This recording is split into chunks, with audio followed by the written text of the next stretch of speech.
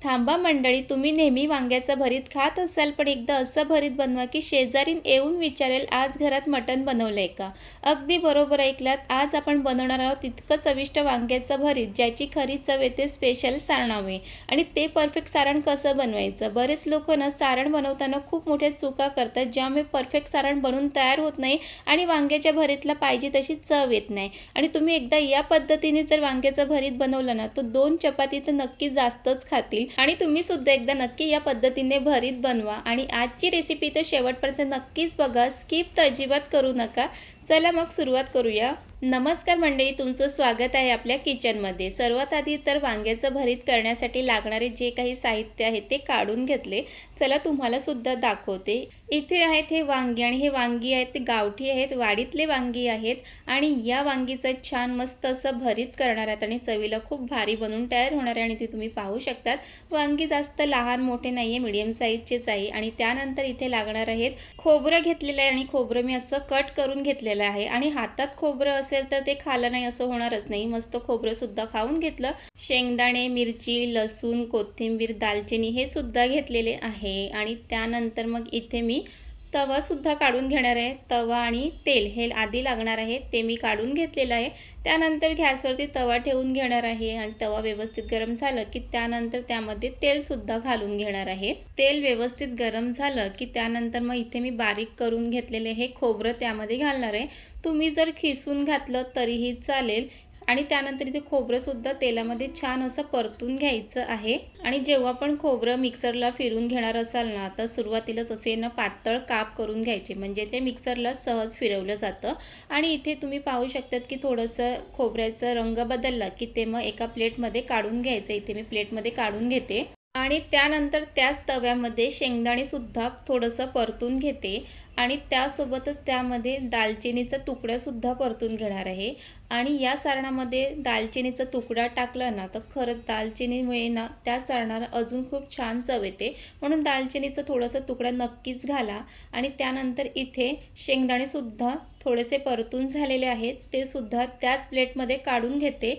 आणि हे आता थंड करायला एका साईडला ठेवून द्यायचं आहे. आणि त्यानंतर इथे वांगी हे मी स्वच्छ धुवून घेतलेलं आहे आणि वांगीचे असे 4 भागांमध्ये कट करून घ्यायचं आहे.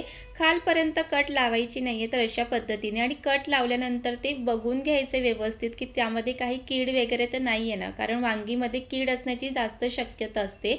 आणि ते कट करून घेतलं की ना, बाजूलाच एक पातेल्यामध्ये पाणीसुद्धा घ्यायचं आहे.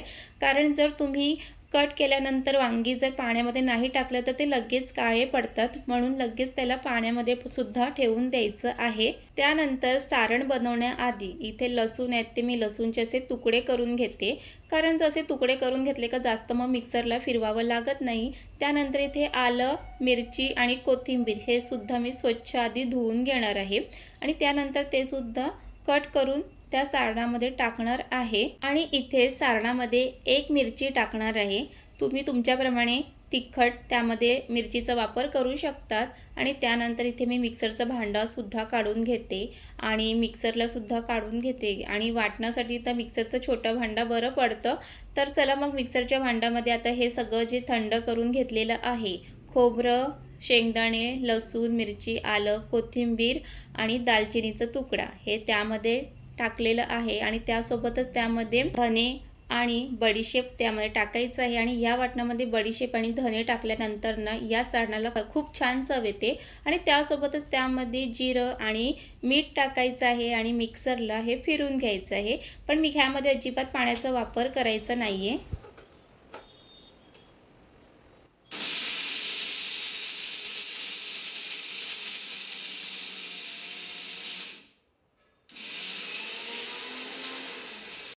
त्यानंतर मिक्सरला फिरून झालेलं आहे. इथे उघडून बघूया की सारणाला जसं वाटण पाहिजे त्या पद्धतीचंच झालेलं आहे की नाही.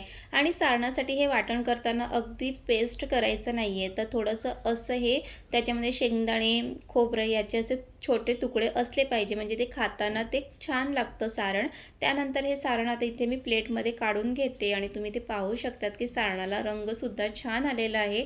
आणि त्यानंतर हे सारण बनून तयार झालं नाही आहे. या सारणाला अजून छान चव यावी त्यासाठी ह्यामध्ये काय घालायचे ते सांगते तुम्हाला. तिथपर्यंत तुम्ही जर चॅनलला आतापर्यंत सबस्क्राईब केलं नसेल तर सबस्क्राईब करून घ्या. चला मग आता ह्यामध्ये काय घालायचं ते सांगते. काही नाही, घरचे मसाले ह्यामध्ये घालायचे. हळद, घरगुती मसाला, काश्मीरी मसाला आणि थोडंसं ह्यामध्ये गरम मसालासुद्धा घालायचं आहे आणि हे सर्व छान मिक्स करून घ्यायचं आहे. आणि ह्यामध्ये मी गुळाची पावडरसुद्धा टाकलेली आहे. तुमच्याकडे जर गुळाचा तुकडा असेल तर ते मिक्सर फिरून घेताना तुम्ही त्यामध्ये घालू शकता. आणि यामध्ये हे सारण बनवून तयार झालेलं आहे. सुरुवातीला आपण मीठ टाकलेलं आहे. जर मीठ कमी वाटत असेल तर परत त्यामध्ये घालायचं आहे. आणि हे सारण ना तुम्ही अगदी बनवून फ्रीजमध्ये ठेवूही शकतात, कारण ह्यामध्ये पाणी घातलेलं नाही आणि हे सारण खराब होणार नाही आहे. आणि त्यानंतर एक एक करून वांगी घ्यायची आणि वांगीला जे कट करून घेतलेले आहेत त्याच्या आतमध्ये असं चमच्याच्या साहाय्याने हे सारण भरून घ्यायचं आहे. आणि वांग्याचं भरीत करताना त्यामध्ये सारण कसं भरायचं ना, तुम्ही या व्हिडिओमध्ये नक्की बघा. इथे भरपूर असं सारण भरायचं आहे आणि ते सारण बाहेर निघालं नाही पाहिजे, म्हणून ते कसं दाबून भरायचं ना ते तुम्हाला पुढे दाखवते.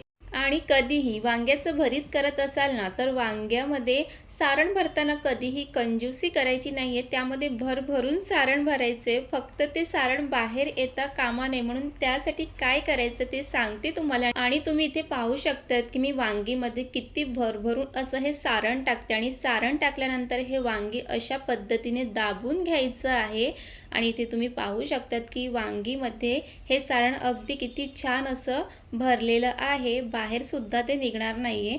तर चला मग अशाच पद्धतीने सर्व वांगीमध्ये सारण अगदी भरभरून भरून घेणार आहे. आणि वांग्याचं भरीत म्हटलं की त्यामध्ये सारण हे जास्त असलंच पाहिजे. आणि बरेच जण काय करतात की सारण बनवताना त्यामध्ये पाणी घालतात आणि ते जे सारण आहे ते पातळ असं करतात, मग ते सारण आहे ते बाहेर निघतं.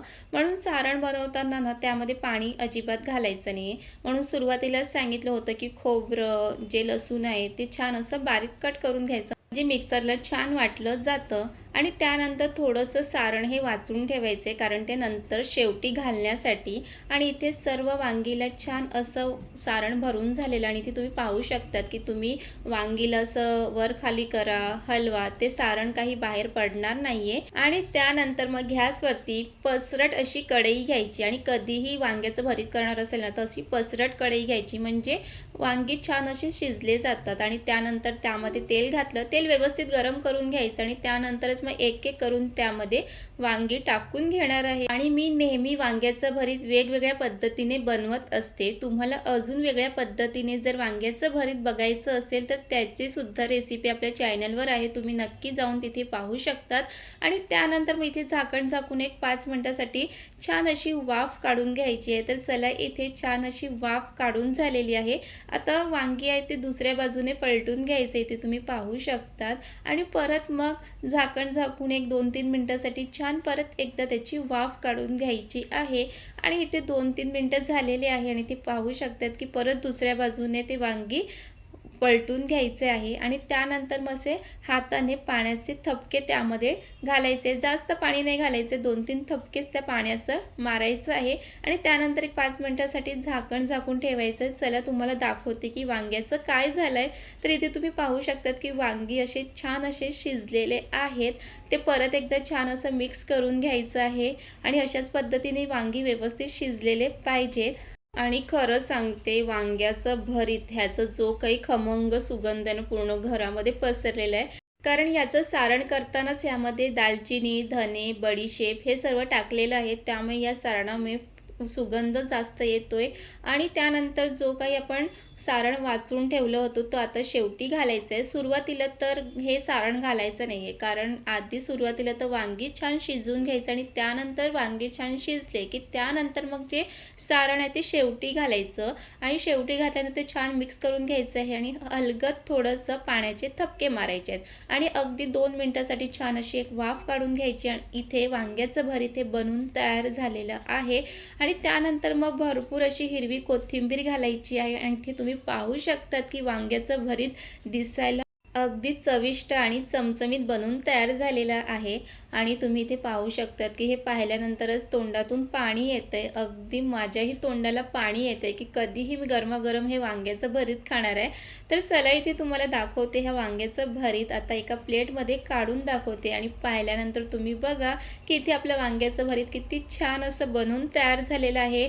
आणि खरंच सांगते, की शेजारीन तर नक्की तुमच्याकडे येऊन विचारेल, की आज घरामध्ये काय स्पेशल मटण बनतंय का? कारण त्याचा सुगंध इतकं छान येतं आणि चवीला पण खूप छान झालेला आहे. आणि या पद्धतीने वांग्याचं भरीत बनवायला अगदी सोपं आहे आणि तुम्हाला मी सुरुवातीपासून छोटे-छोटे टिप्ससुद्धा सांगितले आहेत, ते फॉलो करा.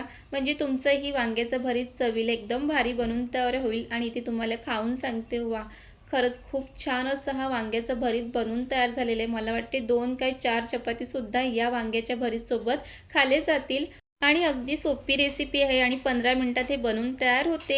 आणि जर तुम्हाला टिफिनमध्ये द्यायचं असेल तर तुम्ही रात्रीच असं सारण बनवून ठेवू शकतात. म्हणजे सकाळी झटपट असं वांग्याचं भरीत नवऱ्याच्या टिफिनमध्ये देऊ शकतात आणि मग काय नवरा तुमची तारीफ केल्याशिवाय राहणार नाही. आणि तुम्ही सुद्धा एकदा नक्की या पद्धतीने वांग्याचं भरीत बनवा. आणि तुम्हाला आजची रेसिपी आवडली असेल तर लाईक करा, कमेंट करा, शेअर करा. आणि अशाच घरगुती सोप्या रेसिपीसाठी चॅनलला नक्कीच सबस्क्राईब करा. आणि पुन्हा भेटूया छान रेसिपीसोबत, ब्लॉगसोबत. तिथपर्यंत मस्त खा, मस्त रहा. Bye bye.